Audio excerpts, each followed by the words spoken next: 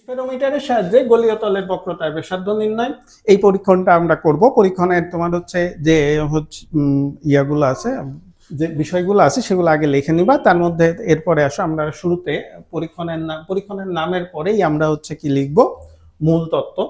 মূল তত্ত্ব, এই মূল তত্ত্বে কিন্তু 3 মার্ক, সুতরাং মূল তত্ত্বটা অবশ্যই লিখতে হবে এবং মূল তত্ত্বের সমীকরণ দিয়ে আমাদের ব্যবহারিকটা করতে হবে। ঠিক আছে? তো হচ্ছে স্পেরোমিটারের সাহায্যে আমরা গলীয় তলের ব্যাসার্ধ নির্ণয়টা করতে চাচ্ছি। তাহলে গলীয় তলের ব্যাসার্ধ নির্ণয়ের জন্য তোমার সমীকরণ হবে r is equal to d square divided by 6h plus h divided by 2। এখানে d হলো স্পেরোমিটার, আচ্ছা r হলো তোমার হচ্ছে r সমান গলীয় তলের ব্যাসার্ধ, d প্রিজমের বাহুগুলোর মধ্যবর্তী গড় দূরত্ব, এইচ উচ্চতা। তো আমরা স্পেরোমিটারের সাহায্যে মূলত স্পেরোমিটারের হচ্ছে বাহুগুলোর গড় দূরত্বটা নির্ণয় করব। সবচেয়ে ইম্পর্টেন্ট বিষয় হচ্ছে যে এইচ এর মান নির্ণয়। ঠিক আছে? তো এখন আসো, আমাদের হচ্ছে এইচ এর জন্য আমাদের একটা ছক লাগবে। ঠিক আছে? তাহলে আমাদের আমরা জাস্ট মূল তত্ত্বের মধ্যে এতটুকু লিখলে পরেই হয়ে গেল। এরপরে আমরা লিখব প্রয়োজনীয় তথ্য ও উপাত্ত ছক। প্রয়োজনীয় তথ্য ও উপাত্ত ছক, এইচ নির্ণয়ের ছক। এখানে দুইটা পর্যায়ে আমরা হচ্ছে এটা পরিমাপ করব। প্রথমে হচ্ছে একটা সমতল কাঁচপৃষ্ঠ নিব, তারপরে বক্রতল নিব। সমতল এবং বক্রতল, এখন এখানেও দেওয়া হচ্ছে পর্যবেক্ষণ সংখ্যা, এটা হলো পর্যবেক্ষণ সংখ্যা 1 2 3 1 2 3। এরপরে আসো প্রধান স্কেল পার্ট, তারপরে লঘিষ্ঠ গণন বৃত্তাকার স্কেল পার্ট। প্রধান স্কেল পার্টকে আমরা হচ্ছে এল, লঘিষ্ঠ গণনকে ভিসি, বৃত্তাকার স্কেল পার্ট এটাকে আমরা এম। মোট পার্ট সমান হবে তোমার হচ্ছে এল প্লাস ভিসি ইন্টু এম। এরপরে আসো গড় পার্ট। এইরকম ছক অঙ্কন করার পরে, মূল তত্ত্ব লেখার পরে এরকম একটা ছক অঙ্কন করার পরে তোমরা হচ্ছে শিক্ষকের কাছে গিয়ে তোমরা এই জায়গাটায় একটা স্বাক্ষর নিয়ে নিবা। স্যার এখানেও একটা স্বাক্ষর দিতে পারেন অথবা এখানেও একটা স্বাক্ষর দিয়ে দিতে পারেন। এরপরে আমরা ল্যাবে চলে যাব। ল্যাবে গিয়ে আমরা হচ্ছে প্র্যাকটিক্যাল করব। প্র্যাকটিক্যাল করে এখানে পাঠ বসাবো। পাঠ বসিয়ে তারপরে হিসাব সম্পূর্ণ করব। আমরা ল্যাবে গিয়ে তারপরে তোমাদের এই অংশটা দেখাচ্ছি। এটা হলো স্পেরোমিটার। ঠিক আছে? এটার সাহায্যে বক্রতল, যে কোনো বক্রতলের বক্রতার ব্যাসার্ধ নির্ণয় করা যায়। এর এখানে 3টা বাহু থাকে আর এখানে ঠিক মাঝখানে আরেকটা বাহু থাকে।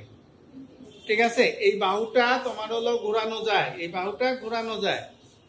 এখানে দেখো, এখানে একটা স্কেল আছে, এই স্কেলটাকে বলা হয় রৈখিক স্কেল। আর এইখানে একটা বৃত্তাকার স্কেল আছে, এই স্কেলকে বলা হয় বৃত্তাকার স্কেল। ঠিক আছে? তো এই বৃত্তাকার স্কেল যদি এক পাক ঘুরিয়ে নিয়ে আসা যায়, তাহলে এই রৈখিক স্কেলের ছোট এক ঘর দূরত্ব অতিক্রম করে। ঠিক আছে? তাহলে এখানে বৃত্তাকার স্কেল তোমার হচ্ছে এই জায়গাটায় আমরা দেখতে পাচ্ছি, এই জায়গাটায় মোট এখান থেকে 0 10 20 30 40 50 60 70 80 90 100 ভাগে বিভক্ত। বৃত্তাকার স্কেল 100 ভাগে বিভক্ত থাকতে পারে, 50 ভাগে বিভক্ত থাকতে পারে। ঠিক আছে? এবং এখানে যে রৈখিক স্কেল আছে, এই রৈখিক স্কেল এই দুইটা হচ্ছে 1 সেন্টিমিটার, মানে 1 সেন্টিমিটার, এবং এখানে এক পাক ঘুরলে পরে এটা হলো 1 মিলিমিটার। ঠিক আছে? এক পাক ঘুরলে পরে হয় 1 মিলিমিটার। তো এখানে যে এক পাক ঘুরলে পরে 1 মিলিমিটার হচ্ছে, এই 1 মিলিমিটার এটাকে বলা হয় তোমার হচ্ছে লঘিষ্ঠ গণন। ঠিক আছে? রৈখিক স্কেল এবং হচ্ছে বৃত্তাকার স্কেলের অনুপাতকে, রৈখিক স্কেলের দূরত্ব এবং বৃত্তাকার স্কেলের ভাগ সংখ্যার অনুপাতকে লঘিষ্ঠ গণন বলা হয়। ঠিক আছে? এটাকে ভিসি দ্বারা প্রকাশ করা হয়। কাজখণ্ড নিব। এই সমতল কাজখণ্ডের 4টা বাহু যখন মিলবে তোমরা চেষ্টা করবা এখানকার 0 এবং এখান বৃত্তাকার স্কেলের 0 সমান যেটা হবে সেটা নেওয়ার জন্য। তার মানে তার যান্ত্রিক ত্রুটি নেই, এইটা নিয়ে প্র্যাকটিক্যাল করবা। যান্ত্রিক ত্রুটি থাকলে আলাদা ব্যবস্থা আছে। আচ্ছা, এটা 0 0 মিললে পরে এটা নিয়ে আমাদের হিসাব করার সুবিধা হবে। আমরা 0 0 নিয়ে আটাই করছি। এরপরে আমরা এই যে বক্রতল নেব, বক্রতল এখানে হচ্ছে একটা বক্রতল দেখানো হচ্ছে। এটা হচ্ছে তোমার উত্তল প্রান্ত, এটাকে বলা হয় উত্তল প্রান্ত, আর এটাকে বলা হচ্ছে অবতল প্রান্ত। যদি উত্তল প্রান্ত বলে তাহলে পরে এইভাবে আমরা মাপটা নিব, অবতল প্রান্ত বললে পরে এইভাবে নিব। তো আমরা উত্তল প্রান্তের মাপটা নিয়ে দেখাই।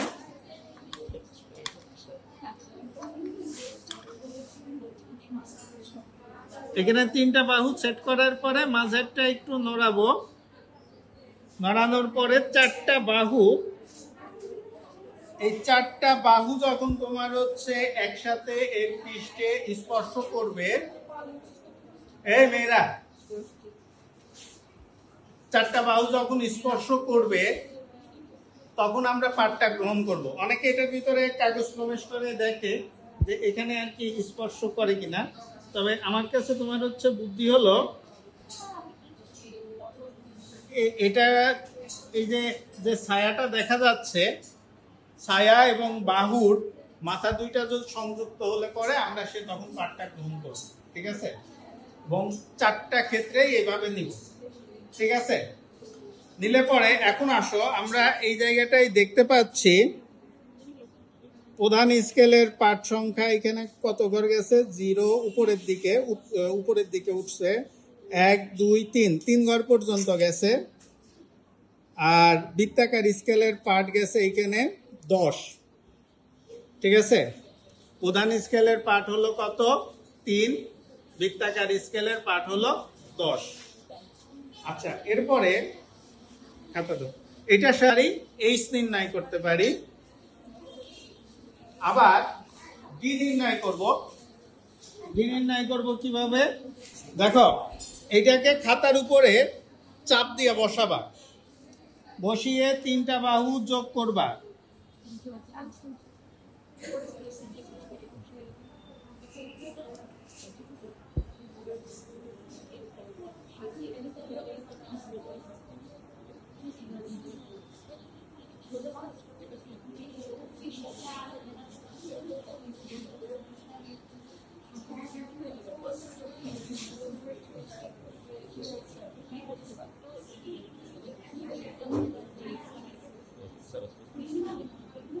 এখানে দেখো আমরা এটার দূরত্ব পাচ্ছি কত, 1 2 3 4 4.3 সেন্টিমিটার। D1 সমান 4.3 সেন্টিমিটার। অনুরূপভাবে D2 সেখানেও 4.3 সেন্টিমিটার। D3 এটাও 4.3 সেন্টিমিটার। তাহলে D সমান D1 যোগ D2 যোগ D3 ডিভাইডেড বাই 3। এভাবে আমরা D এর মানটা নির্ণয় করি। আচ্ছা, আমরা এখন দেখো ল্যাব থেকে আমরা হচ্ছে পরীক্ষণটা করে আসলাম। আসার পরে এখন আমরা মানে অন্যান্য কাজগুলা করব। এই কাজগুলা যে করতেছি এর মধ্যে হচ্ছে প্রয়োজনীয় তথ্য উপাত্ত জোগাড় করতে হবে। তো প্রয়োজনীয় তথ্য এবং উপাত্ত জোগাড় করার ক্ষেত্রে এই ব্যবহারিকে আমার প্রয়োজন হবে। সর্বপ্রথম হলো যে আমরা যে স্পেরোমিটারটা ব্যবহার করতেছি সেই স্পেরোমিটারের লঘিষ্ঠ গণন। লঘিষ্ঠ গণনটা হচ্ছে কি, যে প্রধান এটাকে ভিসি দ্বারা প্রকাশ করা হয়। প্রধান স্কেলের ক্ষুদ্রতম একক এক ঘর ডিভাইডেড বাই রৈখিক স্কেলের ঘর সংখ্যা। প্রধান স্কেলের ক্ষুদ্রতম এক ঘরের মান হলো 1 মিলিমিটার। এখানে আমরা হচ্ছে স্পেরোমিটারের সাহায্যে দেখেছিলাম এর মান হলো 1 মিলিমিটার। 1 মিলিমিটার মানে 1 × 10⁻³ মিটার ডিভাইডেড বাই 100। 100 হলো কি বৃত্তাকার স্কেলের ঘর সংখ্যা 100 ছিল, এই জন্য এটা হলো 100। তাহলে আমরা এখানে কি পাচ্ছি, 1 × 10⁻⁵ এটা হলো মিটার। মিটার এককে গেলে পরে 1 × 10⁻⁻5 মিটার, এটা হলো লঘিষ্ঠ গণন। এই লঘিষ্ঠ গণনটা আমরা হচ্ছে ছকে ব্যবহার করব। আচ্ছা, এরপরে আরেকটা জিনিস লাগবে, সেটা হলো যে ডি ডি নির্ণয়। ঠিক আছে, ডি নির্ণয় করব হচ্ছে কি, তোমাদের দেখিয়েছি খাতার মধ্যে আমরা স্পিরোমিটার নিয়ে তারপরে চাপ দিয়ে হচ্ছে ডিটা নির্ণয় করলাম। এই প্রতিটা বাহুর দূরত্ব, একটা হলো D1, D2, D3, আর এদের যেহেতু তিনটা করছি সুতরাং এটা হচ্ছে 3 দ্বারা ভাগ, 3 বাহুর দূরত্ব। তাহলে এখানে হচ্ছে 4.3 সেন্টিমিটার করে, তাহলে 4.3 যোগ 4.3 যোগ 4.3 ডিভাইডেড বাই 3 সমান তোমার হলো 4.3 সেন্টিমিটার। তাহলে 4.3 × 10⁻⁻2 মিটার। ঠিক আছে, এখন আমরা হচ্ছে এইচ নির্ণয়ের ছকটা করব। ঠিক আছে, এইচটা নির্ণয় করতে হবে পরীক্ষণের করার সাহায্যে, এবং এই সময় এইচ নির্ণয়ের ছকের নাম হলো এইচ নির্ণয়ের ছক। এখানে হচ্ছে দুইটা অবস্থা থাকবে, একটা হচ্ছে সমতল পৃষ্ঠের জন্য। তো সমতল পৃষ্ঠের জন্য আমার সাজেশন থাকবে, তোমরা এমন একটা স্পেরোমিটার নিবা এবং এমন একটা সমতল পৃষ্ঠ নিবা যেখানে সবকিছুর মান 0 হয়। তাহলে পরে তোমাদের হচ্ছে যে পর্যবেক্ষণ সংখ্যা এটা হলো 1, 2, 3, 1, 2, 3, এটা হলো কাঁচফলক, এটা হচ্ছে সমতল পৃষ্ঠ, এটা হলো বক্রতল। ব্যবহারিকে যদি তোমার হচ্ছে অবতল অংশ বা উত্তল অংশের হচ্ছে অংশের নির্ণয় করতে বলে, বক্রতার ব্যাসার্ধ নির্ণয় করতে বলে, তাহলে তোমরা হচ্ছে একই নিয়মে করবা। উত্তল অংশের ক্ষেত্রে তোমার হলো যে অবতল অংশের ক্ষেত্রে এইচটা উপরের দিকে যাবে, উত্তল অংশের ক্ষেত্রে নিচের দিকে যাবে। আচ্ছা, এখন এখানে হলো পর্যবেক্ষণ সংখ্যা। আচ্ছা, পর্যবেক্ষণ সংখ্যা হচ্ছে এটা হলো প্রধান স্কেলের পার্ট, এটাকে আমরা বড় হাতের এল ধরছি এবং এটা মিটারে নিব। ঠিক আছে, এরপরে লঘিষ্ঠ গণন ভিসি, তারপরে আসো এইচ সমান, আচ্ছা বৃত্তাকার স্কেলের পার্ট, এটা আমরা হচ্ছে এম ধরছিলাম। এখন আসো H is equal to L plus, H সমান এল প্লাস এম ইন্টু ভিসি গড় এইচ। তো এই জায়গায় আমরা এমন একটা সমতল পৃষ্ঠ নিব যেটার মান তোমার হলো 0 হয়। এগুলা বাছাই করে নিয়ে নিও, তাহলে পরে তোমার পরীক্ষণটা সহজ হবে। হ্যাঁ, 0, 0, 0, লঘিষ্ঠ গণন 1 × 10⁻⁻5 পেয়েছি। তাহলে এখানে বৃত্তাকার স্কেলের পার্ট 0, তাহলে এখানে 0, এখানে 0, এখানে 0, এখানে 0, এখানে 0। আমার বক্রতল পৃষ্ঠে প্রধান স্কেলের পার্ট আমাদের হচ্ছে লঘিষ্ঠ গণন এই পাশে দেখলেও সমস্যা নেই। প্রধান স্কেলের পার্ট কত পাওয়া গেছে? 3, 3, 3। আমরা হচ্ছে 3 বার করে নিতে পারি এখানে।